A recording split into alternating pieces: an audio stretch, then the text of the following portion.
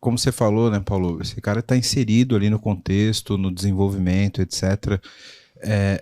Existe a figura de um cara que está fora para procurar alguma coisa, tipo como se fosse um cara que está lá na Rússia, Israel, na Índia, procurando com aquele porta-scan maroto, pega todos os IPs e fala, vou explorar aqui.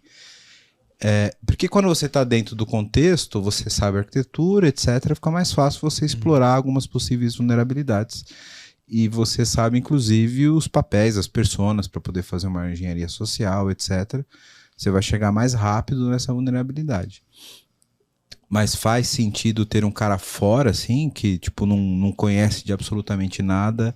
E olha só o que eu achei aqui, gente. Olha aqui, ó. Tô com esse dumps.sql que é de vocês, por acaso. Rola isso também? Não. Rola, faz todo sentido, né? Nós temos várias modalidades. Normalmente a gente chama essa de black box, onde eu contrato alguém que não tem visão nenhuma do cenário e fala, cara, o céu é o limite, está livre. E esse cara vai e começa com engenharia social, pesquisa na Deep Dark Web, acha aplicativos ativos ainda com versões anteriores, com vulnerabilidades, e esse cara vai fazer descoberta. É até sempre legal, se possível, todo ano você trocar o teu parceiro, né, de black box, porque esse cara vem com ideias novas, né? Senão o outro já está viciado, já sabe, eu sei uma brecha aqui, sempre vai fazer gol, né? Uhum. Então, uma boa estratégia no time de black box ali que não tem informação nenhuma é trazer gente nova a cada ciclo para fazer realmente esse exercício de descoberta, né?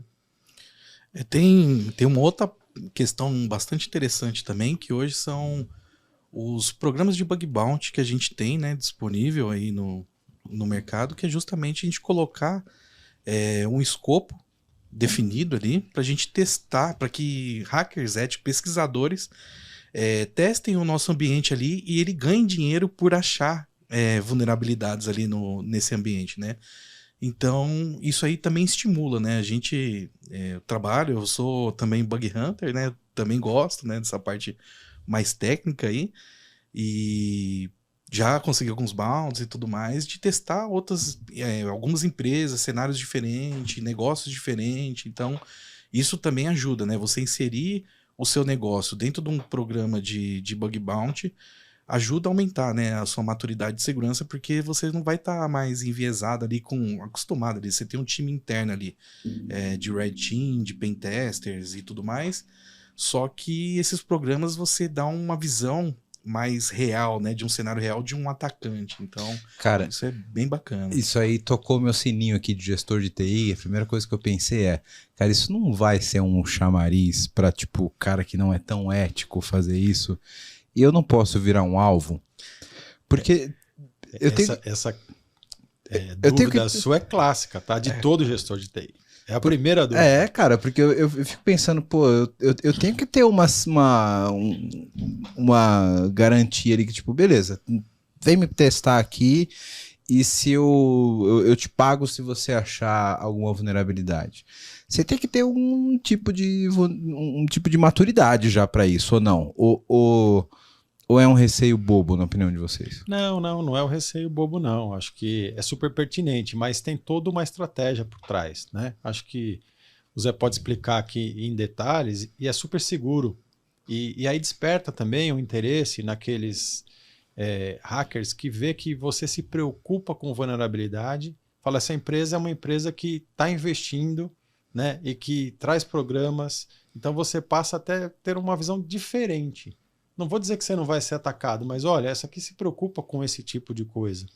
Mas o Zé pode detalhar aqui melhor todo o contexto, né, de proteção que está por trás de um programa. Sim.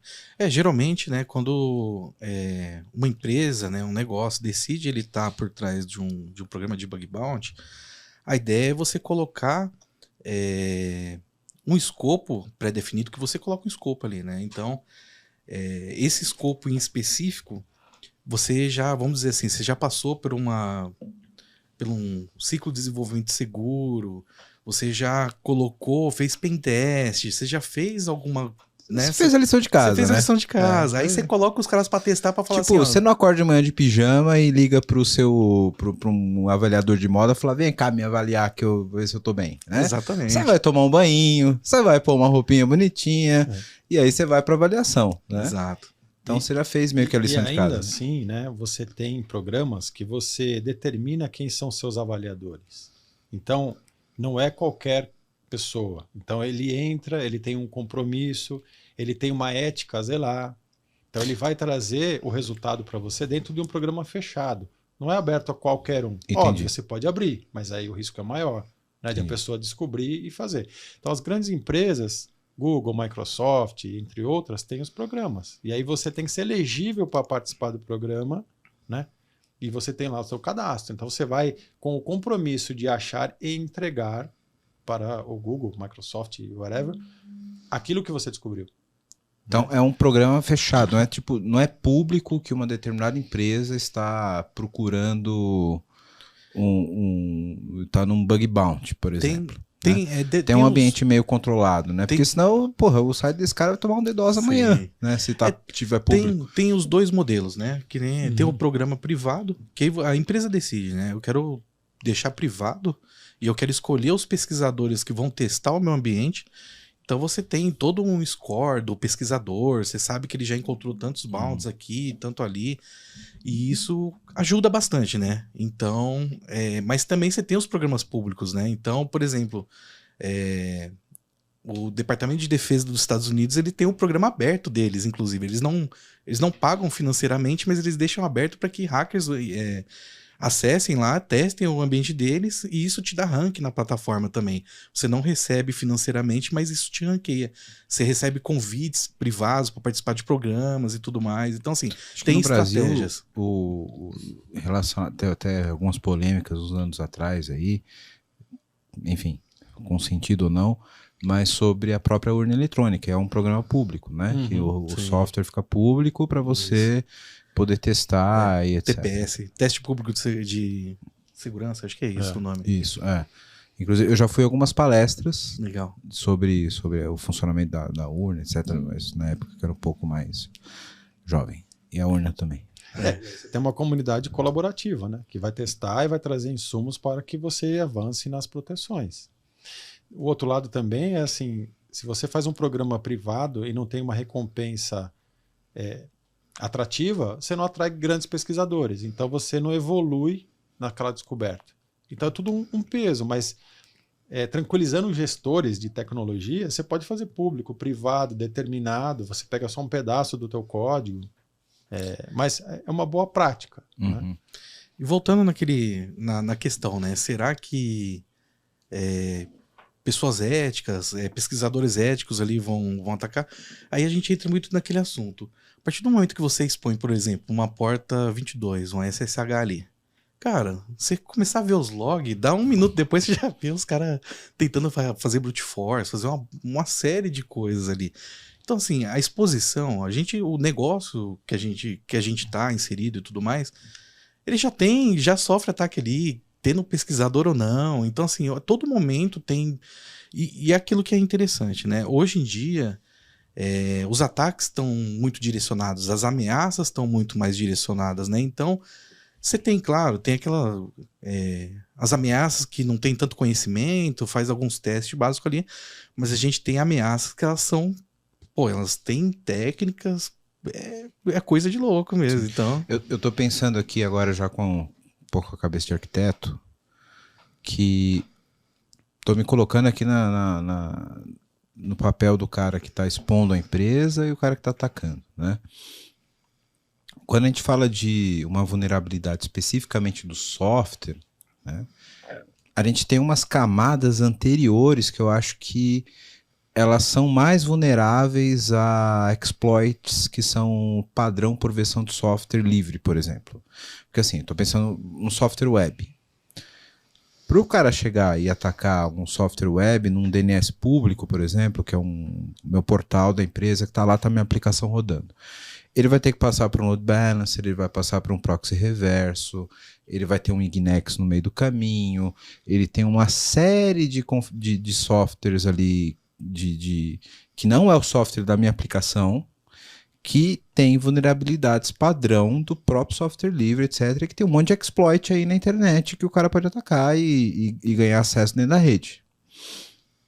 Ainda não está no escopo do desenvolvimento da minha aplicação. Pelo menos eu vejo assim, né? Porque, claro, minha aplicação ela tem que estar segura, mas o ambiente onde ela roda também precisa estar seguro e com os patches de segurança, com as atualizações que são necessárias, etc., justamente para mitigar isso, porque não existe software 100% seguro. Existem software que tem vulnerabilidades que ninguém sabe ainda, né? Acho que essa é a grande diferença, né? Então, esse cara que faz um teste voltando no time interno de Red Team, ele tem que ser um cara que ele tá muito ligado ali, tipo, na infraestrutura que tá rodando e também no software que tá executando. Não adianta ele só ficar testando ali o SQL Injection e eu tá com o Nginx de 3 anos ali com um monte de exploit, né, aberto e o meu software, beleza, tá bonitinho, minha aplicação web tá tudo bonitinho, tá redonda, mas o cara roda um script dentro do meu Nginx e ganha root do servidor web, por exemplo. O que adianta, né? Então tem que ser um perfil de um cara que é muito transversal. Ele não pode ser só um cara que conhece desenvolvimento de uma linguagem ou outra, mas tem que ser um cara que tem um conhecimento bem generalista, né? Eu acho que o perfil do hacker é meio assim, né? Justamente essa questão, e é bem interessante você citar isso aí, porque a gente tem as pessoas às vezes confundem um pouco o pentester de um time de Red Team. O pentester, ele justamente faz isso, ele vai ali procurar algumas vulnerabilidades específicas e ele entrega um relatório e beleza. O Red Team não, ele vai em processos, pessoas, ele tenta explorar, inclusive, você tem uma questão de atendimento ali, você tem um processo de um time de atendimento. Aí você vai usar engenharia social, você vai conversar com o pessoal. E esse processo, essa parte do negócio, às vezes ela é extremamente vulnerável. Então, assim, isso, e pessoas são muito suscetíveis, né, a cair. Por isso que o phishing tem essa, de anos, décadas, ele é algo que dá muito certo ainda, né? Então, eu acredito muito nisso, né? Não é só olhar uma vulnerabilidade web, não é só olhar infraestrutura, você tem que olhar tudo que está em volta. Então, inclusive acesso físico, você vai ver como que você acessa a empresa, o negócio. Então, assim, a gente, né, num time de Red Team, a gente testa tudo. São pessoas, é uma catraca que tá ali. Pô, você tem que pensar macro em tudo. Então, é muito nesse sentido.